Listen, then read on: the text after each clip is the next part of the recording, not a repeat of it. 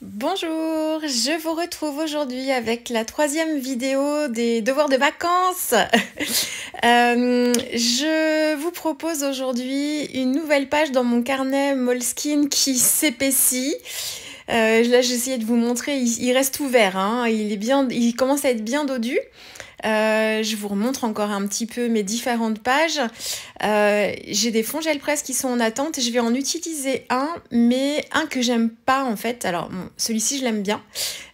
Je vais en faire quelque chose, mais donc je vais pas complètement le camoufler, mais par contre je vais travailler sur la page d'après, vous allez voir si je la tourne, parce que là je me trompe. Voilà. C'est celle-ci en fait. Voilà, j'aime pas trop le milieu, c'est trop chargé, c'est pas l'effet gel presse que je préfère, celui-ci. Donc c'est pas grave, avec le large journal et l'acrylique, hein, de toute façon, on peut mettre une petite couche de gesso par-dessus et puis on repart sur presque une feuille blanche. Hein. Donc il n'y a rien de perdu, c'est pour ça que j'hésite pas à faire des fonds gel presse dans mon cahier parce que je sais que si jamais ils me plaisent pas, de toute façon, un coup de gesso ou voire 2 couches de gesso par-dessus et puis après, voilà, je peux retravailler sur une base neutre. Donc en fait là l'idée de départ c'était pas d'intégralement recouvrir ma page parce que j'ai des effets de texture qui peuvent être assez sympas. Donc vous allez voir qu'au fur et à mesure que j'avance dans la vidéo, enfin dans la réalisation de ma page, je vais rajouter des couches et des couches. On va plus voir grand chose de mon fond initial, mais ce qui m'intéressait par contre, c'était de garder en fait en transparence les effets du pochoir juste en dessous et de garder des zones de bleu. Donc là, le tout début de ma page, je suis avec du gesso blanc, j'utilise un pinceau et je viens en fait essayer d'atténuer un petit peu les parties du fond que j'aime moins, mais en gardant une toute petite transparence quand même pour voir un petit peu le motif de mon pochoir. Vous allez voir je vais me laisser guider en fait par l'atmosphère et les couleurs de ma page. Du fond. En fait, mon fond gel presse du début que je trouvais pas, qui n'était pas à mon goût, m'a donné l'impulsion créative dans les couleurs utilisées, dans l'atmosphère que je voulais avoir. Par contre, à la fin, on voit. Il y a juste un endroit où je vais vous montrer, on voit encore un tout petit bout, mais autrement, on ne distinguera pas forcément le fond de page d'origine. Mais voilà, le but c'était vraiment de partir, de créer quelque chose avec ce fond de page qui ne me plaisait pas spécialement. Alors du coup, en termes de couleurs, donc je continue mon exploration des acryliques. Hein. Ça me prend beaucoup de temps puisque c'est un médium que je trouve très compliqué je vous l'ai déjà dit, très compliqué à appréhender pour moi en tout cas. Donc avant de réussir à faire quelque chose qui me plaise vraiment systématiquement ou que je sache réellement où est-ce que je vais, ça prend du temps. Là ça commence à venir, donc après je pense qu'il faut, après mes 3 semaines de vacances, là il va falloir que je me remette encore dedans, mais bon, ce sera pas perdu tout ce que j'aurais déjà appris. Mais voilà, donc je commence par appliquer en fait j'ai du bleu de Prusse en termes d'acrylique, du bleu de Prusse, du vert turquoise et du jaune verdâtre. Donc c'est mon combo de couleurs. Et ensuite, je viens appliquer la peinture au doigt comme ça. J'utilise la technique avec pas l'essuie-tout, c'est une lingette et un pochoir pour, vous voyez, récupérer en fait le motif, la couleur de mon fond de page. Donc c'est la deuxième fois que je réussis à avoir l'effet que je veux. Donc la première fois n'était pas un hasard du coup. Donc voilà, je commence à bien comprendre un peu la technique et ce que j'aime. Il faut vraiment que le fond en dessous soit que vous ayez une couche de gesso, voire même une couche d'acrylique en fait blanche. Parce que je trouve que le gesso reste mat alors que l'acrylique a un petit côté, ça fait un petit côté imperméable en fait. Et je trouve que la lingette, du coup, elle glisse mieux dessus et j'arrive mieux à obtenir les résultats que je souhaite comme ça. Donc voilà, le pochoir que j'ai utilisé, c'est un nouveau pochoir de la Fée du Scrap. C'est le cadeau du mois d'août. Vous savez, à la Fée, tous les mois, lorsque vous atteignez un certain montant d'achat, vous avez un petit cadeau. Et ce mois-ci, c'est un pochoir. Donc moi, je voyais que des galets au début avec ce pochoir. Et en fait, là, sur cette page, vous allez voir, alors peut-être qu'à cette étape-là, quoique on commence à distinguer, ça me fait penser à des fleurs d'hortensia. Donc, vous allez voir, je vais travailler sur le thème de la mer. Donc, on peut tout à fait être sur une page bretonne avec voilà, ce pochoir-là. Il rend super bien. C'est vrai que je ne m'attendais pas à ce résultat-là. Alors, donc j'ai appliqué la technique comme ça tout autour de ma page. Donc, en fait, je l'ai appliqué avec une acrylique, c'est mon bleu de Prusse que j'ai utilisé là. Donc, une couleur assez sombre. Et en fait, je viens apporter de la lumière avec la technique de la lingette pour récupérer la couleur en dessous qui est beaucoup plus claire. Donc, c'est une technique qui est très intéressante, ça. C'est vrai, quand on finit par bien la maîtriser, ça peut apporter des petits effets super sympas. Alors, donc, j'ai fait ça. J'ai remis du blanc, vous voyez, au milieu pour bien éclairer ma scène, en fait, au centre. Et j'ai décidé de garder de mettre l'accent sur tout le travail sur le contour de ma page. Donc, c'est ce qui, pour moi, est le plus important. Tout le travail est tout autour. Et du coup, la partie centrale, j'ai préféré, en fait, remettre un petit peu de blanc par-dessus. Donc, on distingue encore quelques zones où il n'y a pas forcément de motifs, hein, que ce soit par les pochoirs ou par des coups de tampon. Mais voilà, donc vraiment l'essentiel, c'est travailler le contour et le centre très clair. Et ensuite, je vais m'attaquer à mes tamponnages. Donc, ce sont 2 planches de tampon Holland Create ici. Je vais donc m'occuper de l'oiseau qui se trouve sur la barre du bateau. Et de l'autre côté, c'est le phare. Alors, le phare, je le travaille vraiment très simplement. Et j'ai sorti mes néocolores, en fait, à la base, vous allez voir que je vais les utiliser un peu plus que prévu. Je voulais utiliser mon néocolore noir pour renforcer le contraste, enfin les noirs sur mon tamponnage. Non pas que mon tampon n'était pas forcément bien tamponné, mais je voulais vraiment avoir des bandes comme ça noires et je ne voulais pas utiliser ni de l'aquarelle parce que je voulais pas quelque chose de trop transparent et je voulais pas non plus l'opacité d'un feutre ou d'un crayon acrylique, d'un Posca noir par exemple.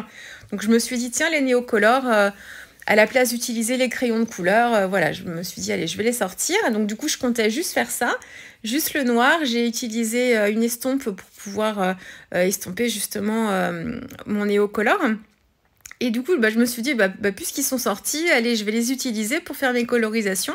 Ça faisait très longtemps que j'avais pas fait de colorisation avec les Neocolor 2. Alors, ce sont les Neocolor 2, hein, parce qu'ils sont solubles à l'eau. Les Neocolor 1, ce sont des crayons de cire, il me semble. Par contre, ça, c'est une certitude, ils ne s'aquarellent pas du tout. Donc voilà, donc en fait, je travaille exactement comme si je travaillais avec mes crayons aquarellables. Alors mes Derwent Inkten, ça peut être n'importe quelle marque de crayon aquarellable. Donc voilà, au début, j'ai commencé à faire le toucan là. J'ai commencé à le travailler avec mon pinceau et en venant prélever directement sur la pointe de mon crayon. Mais c'était pas assez intense en termes de couleur. Je voulais quelque chose de beaucoup plus vibrant que ça. Donc j'y suis carrément allée avec le crayon. Et là du coup donc j'ai continué comme ça pour le toucan et je fais la même chose pour les fleurs. Donc c'est exactement la même technique que pour les crayons aquarellables. Moi j'ai pas pris le temps de le faire, mais les Neocolor 2, vous pouvez les tailler aussi avec votre taille crayon si vous voulez être plus précise dans votre application. Et donc en plus alors ma boîte je l'ai depuis très très très longtemps et je sais plus où est-ce que je l'ai commandée, elle est arrivée à mon avis elle a dû tomber et j'avais des crayons qui étaient cassés. Donc vous me voyez travailler qu'avec des mines. Alors c'est pas gênant parce que de toute façon même cassé ça fonctionne très très bien. Après du coup j'ai pas pris le temps d'aiguiser en fait le morceau de crayon le plus grand qui me restait. Je travaille avec les tout petits bouts là, donc c'est pas très confortable, mais ça se fait quand même. Donc voilà, et je viens donc d'abord à sec avec mon Neocolor 2, puis ensuite je viens apporter de l'eau et je travaille comme ça les dégradés directement dessus. Alors le Neocolor 2, il est légèrement crayeux, mais beaucoup moins que si vous utilisiez par exemple vos oxydes pour coloriser. Vous voyez, ça laisse pas forcément, ça laisse une légère pellicule blanche sur votre tamponnage, mais franchement c'est très très très très léger, d'autant que là j'y suis allée vraiment franco en crayonnant directement sur le papier. Donc voilà, franchement les Neocolor 2, si vous débutez, alors je fais pas beaucoup de ce genre de vidéos moi sur le matériel et tout ça, les petits trucs et astuces, le matériel de base, ce qu'il faut pour commencer l'art journal. C'est vrai que ça pourrait être intéressant, mais après c'est assez personnel en fait. Mais franchement, si vous débutez l'art journal et que vous voulez limiter votre investissement en matériel, une boîte de Neocolor 2, ça vous permet plein de possibilités. Vous pouvez vous en servir comme d'aquarelle pour travailler vos fonds. Vous pouvez vous en servir comme de pastel gras. Vous pouvez vous en servir comme des crayons aquarellables, là, ce que je viens de faire. Enfin, il y a une multitude d'utilisations avec les Neocolor 2. Et franchement, c'est un investissement de départ qui est très rentable puisque vous faites plein de techniques différentes, humides et sèches avec. Ce que ne permettent pas les crayons aquarellables, ce que ne permettront pas les aquarelles non plus si vous n'avez que des godets d'aquarelle. Pour certaines techniques à sec, vous ne pourrez pas réussir à faire ça. Donc franchement, c'est une très bonne base dans le scrap en général, mais dans l'art journal, vraiment. Là, par exemple, vous voyez, je travaille à sec avec mon crayon, donc comme un crayon de couleur. Et je viens faire des petites marques comme ça en ton sur les parties qui sont un petit peu vertes sur ma page. Ça apporte un petit peu de texture et ça donne un petit peu de détail. Donc voilà, c'est vraiment parce que je voulais coloriser en fait, je voulais apporter du contraste à mon fard que je les ai sortis parce que j'y pense pas vraiment. Autant mes crayons aquarellables ou mes aquarelles, ça, j'y pense souvent, mais alors les Neocolor 2, pas trop. Et là, je suis en train de suivre je papote en même temps. Je suis en train de suivre un atelier de Manuela Jamais sur... c'est un petit junk journal, mais ce qui est plutôt centré sur le dessin de portraits, en fait. Donc, dessiner les portraits et les colorisations de portraits. Et Manuela nous apprend, en fait, à marquer les ombres sur les portraits. Et tout ça pour dire que, du coup, avec un crayon gris, voilà, pour marquer les contrastes et les ombres... Et c'est en pensant à cet atelier que j'ai eu l'idée de sortir les Neocolor 2, du coup mon noir pour renforcer les contrastes sur mon fard, parce qu'autrement je pense que j'aurais pris mes aquarelles par habitude. Donc merci Manuela, parce que du coup ça m'a fait ressortir mes Neocolor 2 et j'en suis bien contente. Alors, qu'est-ce que j'ai fait d'autre? Du coup, j'ai des cercles, des petits ronds qui sont perforés dans des chutes de papier que j'avais préparées à la gel presse, qui m'ont servi pour pas ma page précédente, mais la page d'avant. Donc, j'avais pas jeté mes chutes de papier, j'avais découpé des ronds dans ce qui me restait. Donc, je les ai juste tamponnés avec un tampon de fond Len Create et j'ai marqué en fait le contour du cercle avec des traits de crayon, mais fait très grossièrement. Donc, j'ai plusieurs tailles, ça vient compléter ma mise en page. Je suis dans des couleurs assorties aussi, donc je suis dans des bleus très doux là pour pas rajouter trop de détails non plus. J'avais choisi des couleurs très contrastées en fait entre ma page qui est dans les bleus verts et mes éléments qui sont rouge orangé pour qu'on les voit bien, que ça agrippe bien l'œil. En plus ils sont par 3, vous voyez là, c'est le nombre magique dans ce qui est artistique, on va dire. Ça fonctionne bien, tout ce qui est impair. Et alors là, ce que je suis en train de faire, vous voyez, sur la majorité de mes pages d'art journal, je mets des traits de crayon noir tout autour. Depuis quelques temps, pour éviter de découper mes pages d'art journal, encore plus, je vous l'ai dit, quand je travaille dans mes carnets, je fais pas juste des petits traits fins, je fais en fait des traits plus épais, un trait plus épais le long de ma page, et je le fais noir pour que ça ressorte. Mais là, comme j'ai une page qui est quand même assez foncée dans les contours, avec l'ajout de mon bleu de Prusse et du pochoir de la Fée du Scrap, il me fallait l'effet inverse, il me fallait un contour plus clair pour faire ressortir en fait ma page. Donc du coup, j'ai fait la même technique, sauf que j'ai utilisé un Posca blanc cette fois. Et comme j'ai une page, un élément central qui a une dominante de blanc, je trouve que ça fait bien ressortir l'ensemble. Je pense que si je l'avais faite en page volante, en feuille volante, je l'aurais maté sur une feuille de papier blanc. Donc voilà, là je vous ai fait des petits zooms de plus près. Qu'est-ce que j'ai oublié de vous dire? J'ai fait des gouttes de Posca blanc aussi pour apporter des petites touches d'éclat par endroit. Des petites marques avec mon Neocolor vert. Et puis, j'ai pas beaucoup travaillé des tamponnages en ton sur ton là. C'est vraiment le travail du pochoir en fait, tout autour qui vient finir la page. Et j'ai pas souhaité ajouter plus de détails. Et mon titre, Check the World in a Gentle Way, avec mon accent very good English.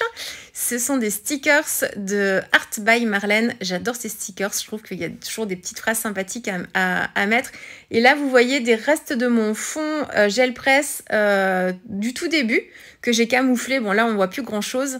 On en voit aussi un petit peu sur les côtés, mais il en reste un petit peu sur le bas. Mais il en reste vraiment pas grand-chose. Donc, vous voyez, si vous avez un fond de carnet qui vous plaît pas trop, rien n'est perdu. Un coup de gesso par-dessus, voire même 2 couches, et hop, vous repartez sur une base blanche. Et voilà, rien ne se perd. J'espère que cette petite vidéo des vacances, c'était la 3e, vous aura plu. Je suis encore un petit peu en vacances, mais je devrais être de retour chez moi normalement. Donc j'espère pouvoir scraper un petit peu pendant ma dernière semaine de vacances. Donc voilà, je vous retrouve très très vite. J'espère que tout ça vous aura plu. Si c'est le cas, n'hésitez pas à mettre un petit pouce en l'air, à vous abonner si ce n'est pas déjà fait, à activer la petite clochette. Et puis on se retrouve très vite avec une prochaine vidéo. Je vais être toute rouillée après 3 semaines, il va falloir que je m'y remette. Allez, à très vite.